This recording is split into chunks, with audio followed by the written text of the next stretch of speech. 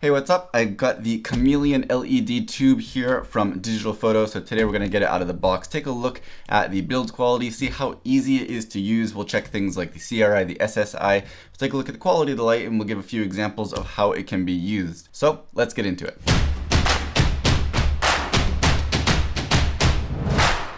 Hey, I'm Scott and welcome to the channel. If you're new here, we do all kinds of unboxing, tests, tutorials, reviews, anything photo and video related. So if you like the content today, please do click the subscribe button below the video and hit the little bell icon to make sure you get notifications when new content is uploaded.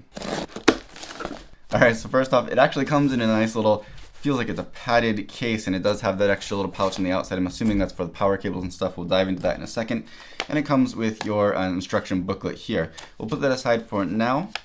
This is the 2-foot tube. I believe it does also come in a 4-foot tube, and things like the output brightness, the power consumption, the battery life, those are going to be different between the two, of course. I'll put a bunch of the basic specs up on the screen right now so you can read through that if you want, but let's go ahead and open this up and see what's actually inside of this.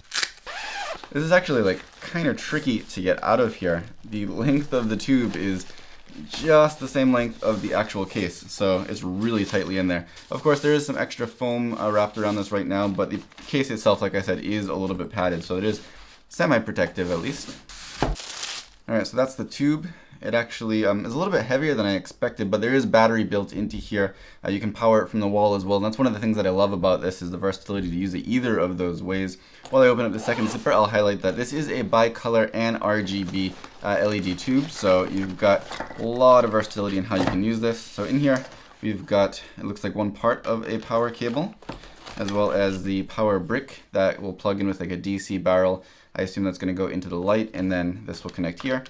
The cable looks like it's a decent length. I will measure it and put the information on screen, but it looks like it's definitely a usable length. I also have a power plug adapter here to go to this 3-prong plug. This looks like a European plug. I don't even know, but that will go in here, and it can adapt it to your 3-prong style plug right there. They also included a couple of these like metal safety cables, and these have this little spinning lock on the end here, and they're very thin at the end, so you can, I assume, meant to go through these holes at the end of the light, and then you can loop it around like this, and you can hang it somewhere, which is pretty cool. It gives you some way to use this without needing any additional rigging, which is pretty cool. And then you've got this clamp here, and this looks like it will just wrap around the light.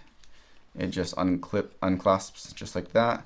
You can clamp it down, and it will hold onto the light somewhere. And on the back side, you got a couple of screw threads, so if you wanted to mount this somewhere top of a light stand, or with some kind of magic arm or something like that, anything with a 1/4 screw, you can use this to hold onto the actual tube. Again, I appreciate that you don't need to necessarily have anything additional. They do include things in here that will let you get up and going right away. That's really, really nice and useful. And that's it. So we're going to put the case aside for now. So on the end here, you've got DMX in, DMX out connections. You've got your knob for color temperature. You've got your knob for power. I assume that is in terms of intensity. Both of these feel like they can be clicked, so you can go through some different settings in the menu, I'm sure. We'll take a look at that in a second.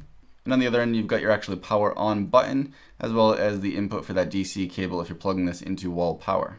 On the face of the unit here, you have 3 buttons that say color light, color atla, and effects, as well as CCT next to one of the buttons. So we'll see what those do. Let's go ahead and click the power button to turn that on. All right, so I've actually turned this on and went through this all once already, and I'm gonna delete that, and I'm gonna use this and do it once over again, because it took me a while to figure things out, because there are some definite quirks with how to operate this. I like what's built into there. There's quite a lot of control, and with a few minor complaints, I think it does the job well. And we will check out things like the color accuracy and everything in a little bit. But the controls are not that great. So it took me a minute to get used to how to operate this. And I'm not sure if some of these things are just messed up on mine in particular, or if it's across the board with all of these units. But let's go ahead and take a look at that now a little bit faster than my first time through. Turning the power on, you can see here on screen that you do get some information displayed here. I'm not sure how well you can see that on camera, but hopefully pretty well. Takes a few seconds to turn on and to actually power up, but not that bad. So right now we're in white light mode, so you can see on the top they have, it says white, that's for what mode you're in. You've got the percentage, which says %1 right now, it's at 1% power. The letters and numbers on here are really, really tiny, so you gotta have good eyes to read this. Next to that, you have the color temperature, and under that you've got like a -5 to +5 scale, and this, I think, is for green magenta shift correction. If you look at the light under there, you can see that correction right there. I'll keep it on 0 for now. It's cool that they do actually have that built in though, because not all lights do, and that allows you to match it to other lights a bit more easily. But I did find that to be a little bit crude. If you go up to just +5, for example, that's quite a significant shift, or -5. So you're not going to get super subtle control over that, but you do have more control than a lot of other lights do. On the top corner, you've got your group and your channel. So that's, I'm assuming, if you're using Wi-Fi to control this, or group them together or something like that. And you have, I believe it's your DMX information there, which I'm not using that. I've never used DMX. I'm not going to pretend to know what that's all about. And below that, a little battery meter, which is not super detailed, but it's better than nothing for the built-in battery. I found that on the end here, we have, again, the color temperature knob and the power knob. Mine seem to be switched, or just the functionality of them is switched. So while this is supposed to be the power knob here that I'm turning right now, this is obviously controlling the color temperature. And one other thing I did want to point out about adjusting color temperature, this goes from 2800K to 9990K, but when you go all the way up to the top and then keep going, it actually loops back around. So I personally don't really like that. I've never seen a light that actually loops around at the end of the color temperature range. And it just makes it, if you are at one of those ends, I don't think you're going to use it at 9990K, but if you're using it at 2800K, for example, and you just bump it just once, it's going to jump up all the way to the other end of the scale. So I'd rather have hard stops at the end there, but just be aware that it does loop around at the end there, and that's one of the first quirks that I noticed about this. If you click that knob, then you can dial in that green and magenta shift, and then click it again to go back to the color temperature control. And then again, the color temperature knob, the one that's labeled color temperature, actually is controlling my intensity. So this is going from 1%. You can go in 1% increments all the way up to, of course, 100%. So you can see a little bit on screen here how bright it is at 100%. Obviously, it's right up against the table, so that's pretty bright. I'm going to bring it back down to 1%, and that's that. Pushing in that color temperature knob will bring up the menu, and you can also click it to select, but you can use this first button on the face to bring up that same menu. However, you can't select with that button. Going from white into your color mode, we're going to click the color temperature button to bring you into that. You've got your HSI settings. So again, your color temperature is actually going to control your power, your output. Right now, I'm going to dial that back. Let's go to 10% for now. Your power knob is going to control your hue. Right now, you can scroll through between 0 and 360, and this is going to loop around. So if I go all the way back down to 0, it can go up to 360. So that's going to be useful to loop around in the HSI settings. It just makes it faster to go through all of those different colors.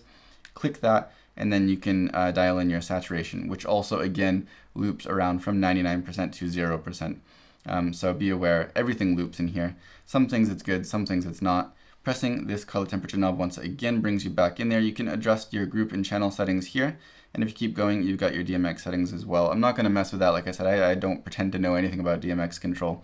But that's all you got in this menu here by pushing that button. On the face of this, you can then click your color alta. So this just seems to be like some presets here. So if you click red, you got red light, boom.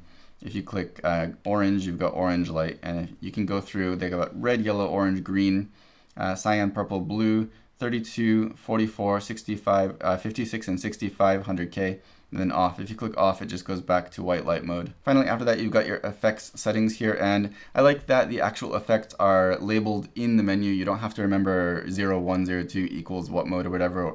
It actually is labeled in here, so that's good. You've got quite a few, and you've got quite a bit of control over them as well. So let's take a look, starting off with cop car. Keep in mind, throughout all of these, the knobs are switched. The color temperature knob controls the intensity, and the power knob controls the other settings, and clicking that will jump between the different things that you can adjust. So here you can possibly see it's going side to side. So the cop car, I really like that it actually goes side to side here. So if you're putting it up on top of a car in the back of a scene and it's blurred out, it will really look like cop car lights. It's really cool.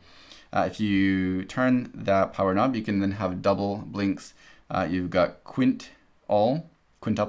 I'm not exactly sure what quint stands for. And you got quad, and you've got cycle, and then single again. So you do have some control over how those are blinking. And then again, if you click it on the right side here, you've got B for blue. You can also go into R and B for red and blue, not for rhythm and blues. For B and W, RBW, W being white, of course, and then back to B. So you do have some variations in terms of color as well. So, you know, if you're in different countries, cop car lights are often different colors. You do have some variety there. So you actually have a good amount of control. Again, you can control the intensity as well. Just remember those knobs are switched. One other thing though, like I said, if you use that power button to switch between changing, for example, the blinking pattern or the color, you click it to go from one of those settings to the other. There's no way to see on screen which one you're controlling. There's no little arrow to show you that right now you're controlling the color, or there's no blinking of that particular setting. So you have to kind of adjust it to look and see what you're, okay, click it once again. There we go. Now we're adjusting color. There's no actual indication on screen before you turn the knob of which setting you're currently adjusting, and I would prefer to have that. Anyway, press the color temperature knob to jump back into the effect menu. Going on to club lights. So this is kind of strobing colored light. And this is yet another quirk in here. You can adjust the speed here, and it's in percent. It says 1% SPD for speed. And if I have it at 1%, you can see it's going very, very quickly. But if I actually dial that up, let's go to 5% for now, that's actually going to be slower. So instead of speed, it seems like that's actually like the length of the interval.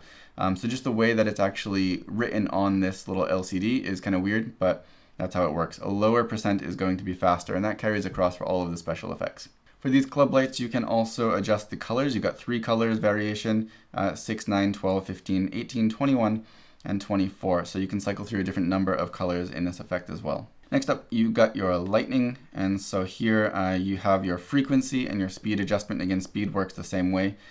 You've got, let's see, 6 settings plus 0 for the frequency. Let me dial down the speed just a little bit so you can see this effect more easily. So that is 0 frequency. I'm going to go back to 6 frequency so you can see how those differ. So it's going to give you a little bit more variation. Again, this is at the fastest speed, so the interval between these is not that long.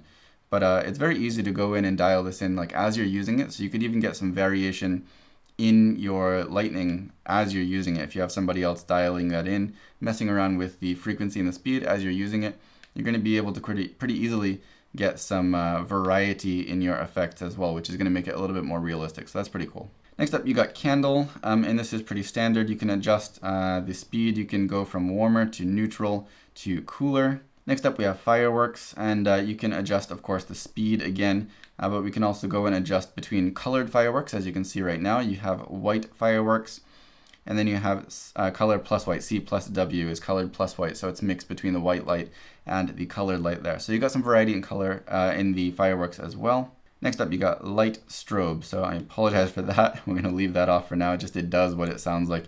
You've got clouds. I'm not even going to bother showing you. It doesn't look that significant, but it kind of simulates, I think, the intensity and color variation, a slow kind of variation. I'll see if you can see it. I don't think you can see it on camera right now, but it simulates clouds passing by, I believe. Then you got fire, and this is pretty much the same as the candle settings. You've got color chase, so this is going to go from side to side between, in this case, we have RGB. You can also do RG, RB, BG, RGB again. So you can go between the different RGB combinations and it will go back and forth. This is just, a special effect. And of course, you can adjust the speed. You've got paparazzi, and I was a little bit disappointed with this. And this current speed is 3% speed, but you can go a little bit faster. However, it's just a steady blinking. It doesn't feel like paparazzi to me, which would be a little bit more sporadic. And then finally, you've got pulsing, which is honestly pretty much the same as the paparazzi. So this is now at 1% speed. It's a little bit slower than the paparazzi, so you could go all the way down to 100% speed, which is the slowest. You can loop around, of course. I should have done that in the first place. This is the slowest you can get it. So it's a slower blinking than the paparazzi effect. Then finally, you got auto cycle, which is just going to cycle through some different colors. You can adjust the speed. You can also adjust through some different presets for different combinations of colors. So you've got colors 1, colors 2, 3, 4, 5, and 6. I believe this is just like sets of colors. It's not actually how many colors it's going through, because if you look at colors 1, it's obviously going through more than one color here. Anyway, there's going to be a range of uses for a LED tube like this. Again, they got 2-foot and 4-foot versions, so those are both going to be useful for different applications. They can fit into really tight spaces just because of their form factor. You can tuck them away behind a couch or underneath a cabinet in the kitchen, for example. You see them all the time in the background as special effects on like music videos and stuff. You could use them as little accent lights here and there. You could combine multiple of them to get, like a ring light, like a triangle or a square ring light type effect. They're very, very easy to rig up. You can use gaff tape to tape them places. You can use any of the included accessories that they have here to hang them places or to clip them onto something. Because they have this built-in diffusion, they're going to give a pretty soft light compared to their size, a nice spread of light, and you're not going to really have to worry about that multiple shadow effect that you can get with sometimes on an LED panel. Because they're so easy to just hold in your hand, you can also hold them and physically move them if you're doing product videography or something like that. Maybe as your camera is also moving on a slider, you can get just really, really dynamic motion throughout your shot, not only with the camera, but with the lights. And that's going to add a little bit more interest to your shot. And of course, you can combine that then with the RGB effects or the special effects to really up it even more. You can see here on the table how soft the edges of that light are. Obviously, you can direct the light in one direction more than the other, but it's a very soft fall off at the edge of the light, which again, for the size, it's definitely going to make it a lot more usable for a variety of situations. So this light does not have the best CRI or anything like that, but in a lot of cases, you're probably not going to notice that unless you're really doing critical lighting. And in that case, I don't think you're going to be wanting to save as much money as you can anyway, and you're going to want to spend a little bit more on lighting to begin with. But generally speaking, aside from that, I felt like this did have a lot built into it. You got wall power, battery power, you've got DMX control if you want to do that. It's got a ton of control over the special effects. It's got some really cool stuff built into there, and it's going to be very versatile, I think, for a lot of people, very fun, and let you use lighting a lot more creatively, and that's, I think, going to be key more than, maybe not the best CRI performance on the market. I do have my frustrations with it, and again, I'm not sure if that's just a defect on my unit or if that's the way things are wired across the board, but in terms of control, it could be better. But in terms of what it has, that's what it's going to come down to. It has a lot built into it, and that's going to be the strongest point going for it. In terms of just, is it worth it or not, I think you're going to have to decide for yourself what's most important to you. Do you want to pick up, 2 or 3 or 4 of these? That's going to get expensive if you use one of the more expensive brands. Maybe you'll get a little bit better of CRI, but will you really see the difference in the final result for your particular use? Or are you looking for top quality lighting? So there's going to be a trade-off there, and you have to be willing to make that trade-off depending on, again, your budget and your needs. So if you do have any remaining questions or comments, leave them down below and I will do my best to get back to you. Otherwise, if you liked this video or found it helpful, please do consider giving it a thumbs up and subscribe with the button under the video if you haven't already. And as always, thank you for watching.